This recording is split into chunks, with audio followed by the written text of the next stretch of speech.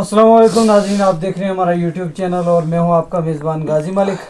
آج ہمارے ساتھ جو مہمانوں کا ایک پینل جڑا ہوا ہے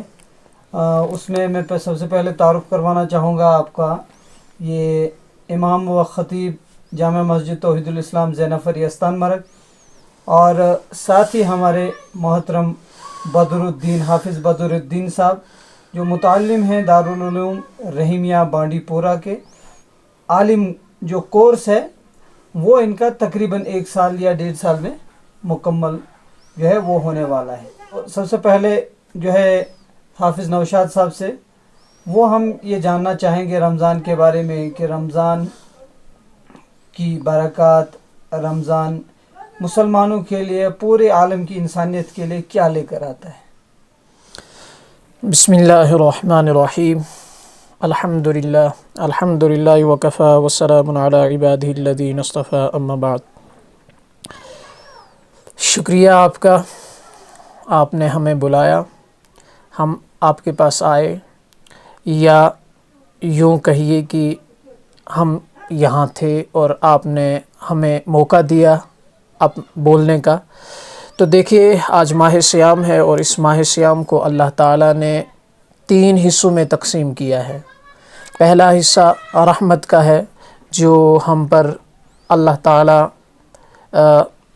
رحمت کا معاملہ 10 دنوں کا عشرہ رکھا ہے اللہ تعالیٰ نے، اس کے بعد مغفرت کا رکھا ہے، اس کے بعد جہنم سے خلاصی کا ہے۔ تو اب امت مسلمہ کو یہ آخری ایام تو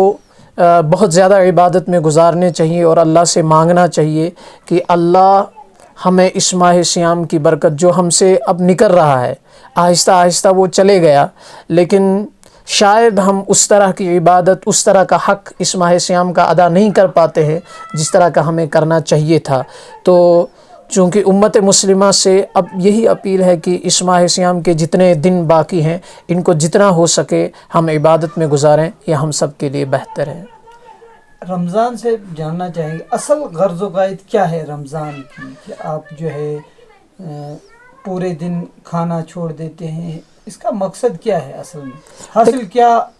اس کا ہونا چاہیے تھا انسان کو؟ دیکھیے رمضان کے متعلق تو اللہ تعالیٰ نے قرآن کریم میں بتایا ہے کہ سب سے پہلے مسلمان کو یہ بھروسہ ہو جانا چاہیے کہ یہ جو رمضان ہے، یہ جو صبح سے شام تک ہم کھاتے نہیں ہیں، رات کو قیام کرنے کا حکم ہے، رات کو عبادت کرنے کا حکم ہے، دن کو مطلب فاقہ رہنے کا حکم ہے۔ تو اس میں اللہ تعالیٰ ہمیں پہلے یہی بتاتے ہیں قرآن کریم میں کہ آپ کو یہ شک نہیں ہونا چاہیے کہ رمضان صرف ہم پر فرض ہے، ہم صرف آپ پر ہم نے ایسا کیا، نہیں، بلکہ آپ سے پہلے جتنی بھی امتیں آئیں ان پر بھی یہ رمضان اس طریقے سے نہیں، الگ الگ طریقوں سے فرض تھا۔ تو لیکن ہم پر اللہ تعالیٰ نے احسان کیا، اور ساتھ میں اسی آیت میں اللہ تعالیٰ نے آگے بتایا کہ مجھے ایک ہی غرض ہے آپ سے، میں چاہتا ہوں کہ آپ مجھ سے ڈرنے والے بن جائیں، میں چاہتا ہوں کہ آپ مجھ سے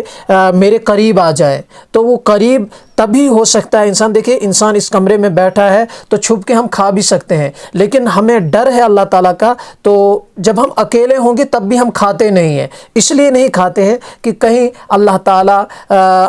کا یہ ماہ سیام ہے، اللہ تعالیٰ نے چونکہ شیطان کو بند کر لیا ہے، شیطان ماہ سیام کے اندر جھگڑا ہوا ہے، تو اب ہمارے پاس ایک ہی نفس ہے، جو نفس ہمیں کبھی کبھی برائیوں کی طرف لے جاتا ہے ماہ سیام میں، لیکن اکثر یہ ہوتا ہے کہ اللہ تعالیٰ چاہتا ہی ہم سے یہ ہے کہ ہم متقی بن جائیں، ہم اللہ تعالیٰ کے تابع دار بن جائیں، اللہ تعالیٰ کی اتباع کرنے والے بن جائیں۔ بس یہی مدعا اور مقصد ہے اللہ تعالیٰ کا اس ماہ سیام میں۔ اور اس سے ایک فائدہ ہمیں یہ بھی ہوتا ہے کہ ہم تھوڑے اس ماہ سیام میں، چونکہ دیکھیں جب عام حالتوں میں آپ دیکھیں گے جب آپ کھائیں گے پیئیں گے تو آپ پر نفس جو ہے وہ غالب رہے گا، آپ جو نفسانی خواہشات ہیں وہ غالب رہیں گی۔ تو اس ماہ سیام سے ہمیں ایک فائدہ یہ بھی ہوتا ہے کہ انسان جب پھاقہ دیتا ہے تو اس سے انسان کو جو نفسانی خواہشات ہیں ان میں کمزوری آتی ہے، تو یہ بھی ایک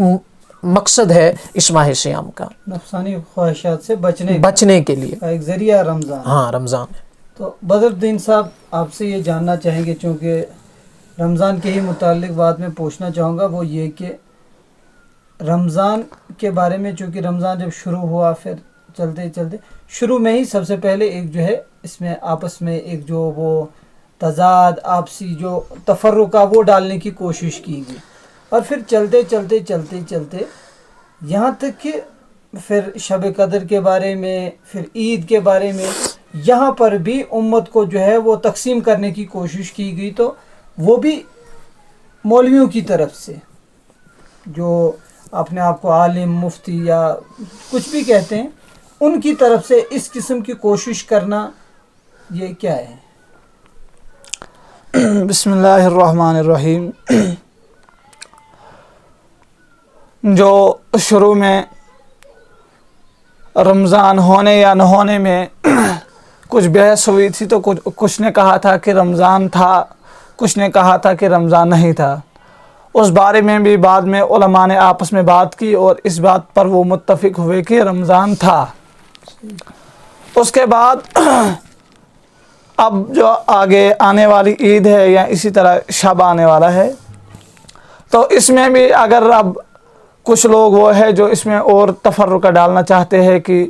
کچھ ایک دن پیچھے شب منائیں گے، کچھ آگے، جن کی یہ کوشش ہوگی، تو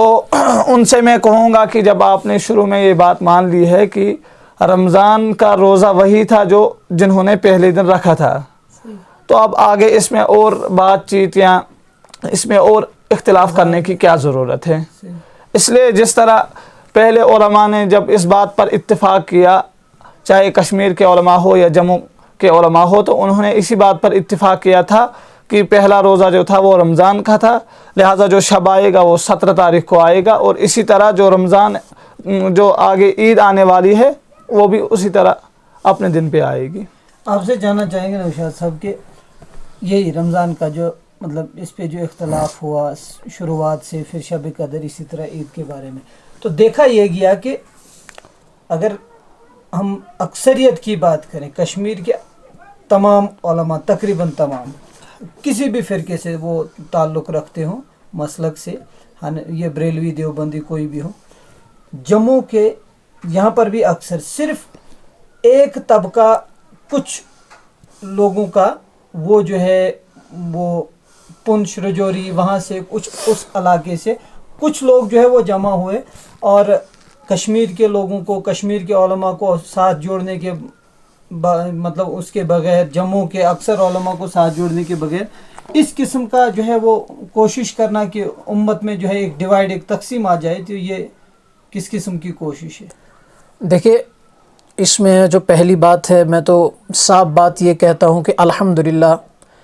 کبھی بھی جس وقت ہمارے علماء اعلان کریں تو ہم تیار رہتے ہیں، اس میں کوئی مطلب شک کی گنجائش ہی نہیں رہتی۔ ہمارے اکابرین نے جب رات کو اعلان کیا 11:15 ساڑھے 11 کے قریب، تو ہم نے اسی وقت آمنا صدقنا کہہ دیا تھا، لیکن چونکہ اس وقت اختلاف بڑھتا گیا، اور کچھ دنوں کے بعد جب حضرت مولانا رحمۃ اللہ صاحب نے ایک اجلاس بلایا، اس میں تمام مکاتب فکر کے لوگ آئے، اور یہ متفقہ علیہ فیصلہ ہوا وہاں کہ جمعرات کا جو روزہ تھا وہی صحیح تھا۔ تو اس کے بعد کہیں اور جگہ سے اعتراض ہوا، حالانکہ انہوں نے بھی مجلس بتائی، انہوں نے وہاں کیا کہا، کچھ جیسے آپ سوشل میڈیا اگر آپ میں دیکھا ہوگا آپ نے، تو وہاں بھی جہاں انہوں نے میٹنگ کی، جب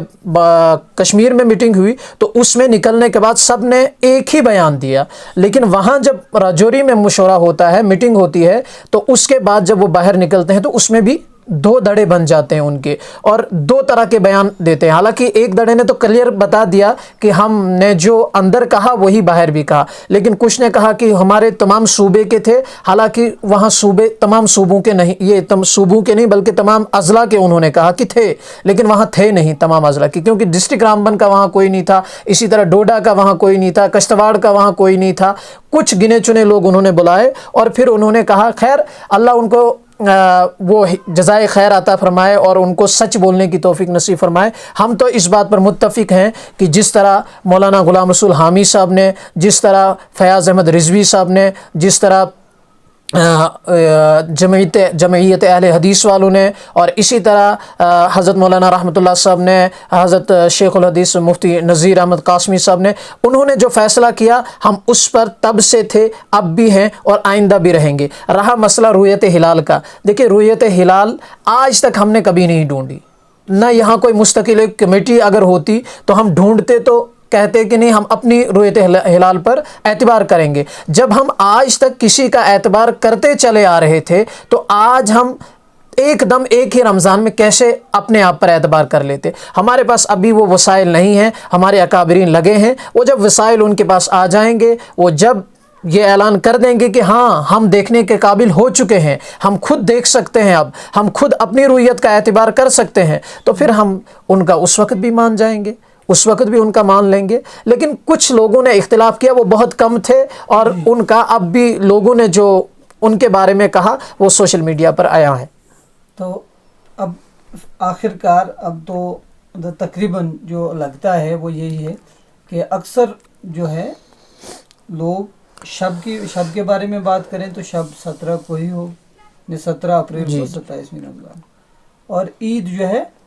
جمعے کو ہو سکتی ہے, یعنی جیسے کہ بتایا گیا کہ 20 اپریل کو جو ہے وہ 20 شام کو سعی کی جائے گی, تو کوشش کی جائے گی چاند دیکھنے کی, تو اسی حساب سے ہوگا. تو ابھی جو یہ عشرہ چل رہا ہے, چونکہ اعتکاف کا بھی عشرہ ہے, تو جاننا چاہیں گے اعتکاف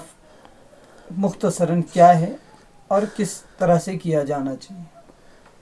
دیکھیں, اعتکاف تو ایک عبادت ہے اور سنت مؤکدہ ہے. سنت مؤکدہ ہے کہ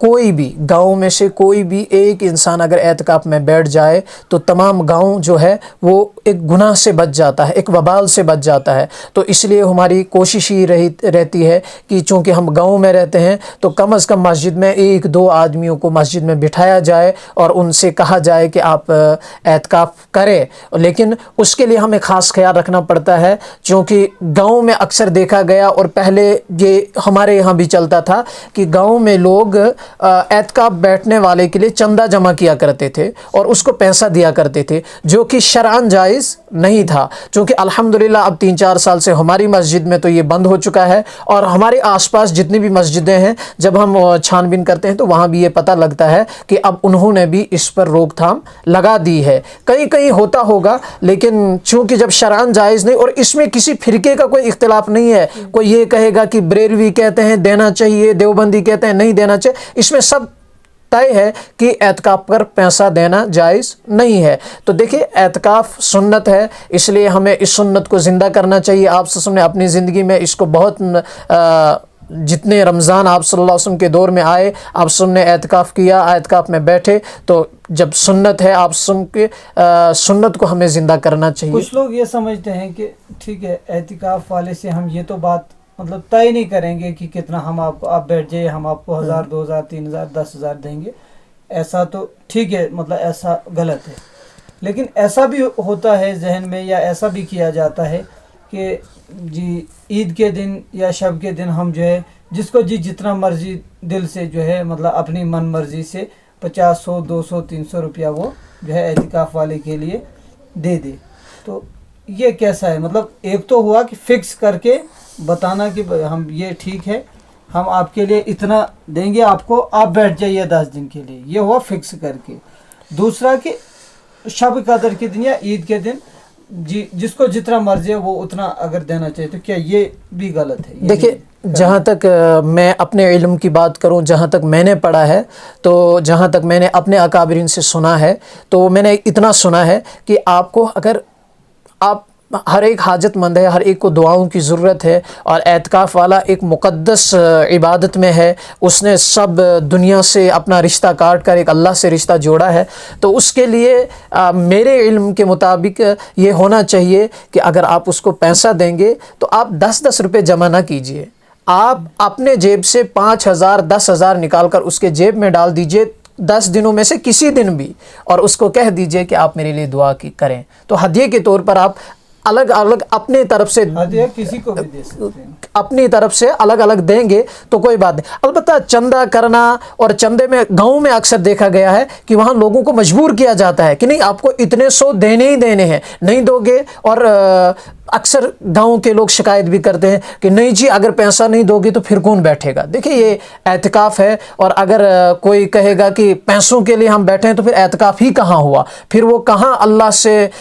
ملنے چلے گیا ہے. وہ تو گیا ہی اس غرض سے ہے کہ مجھے کچھ وہاں مل جائے. تو اس لیے شریعت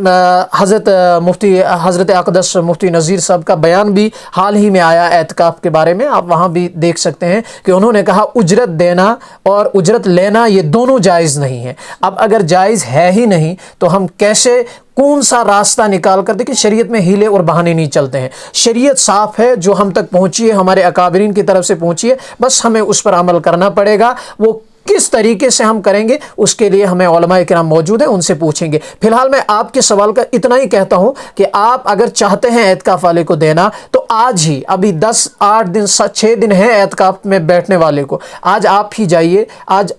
اس کے جیب میں ڈال دیجئے پیسہ, اس کو کہیے کہ میرے لیے دعا کیجئے گا, یہ میری طرف سے آپ کو ہدیہ ہے. تو اس میں کوئی حرج نہیں ہوگا. ہاں جب آپ چندہ کریں گے تو وہاں یقیناً کوئی ایسا بھی ہوگا جو مجبور ہوگا دینے کے لیے کہ نہیں سب دے رہے ہیں میں نہیں دے رہا ہوں, تو وہ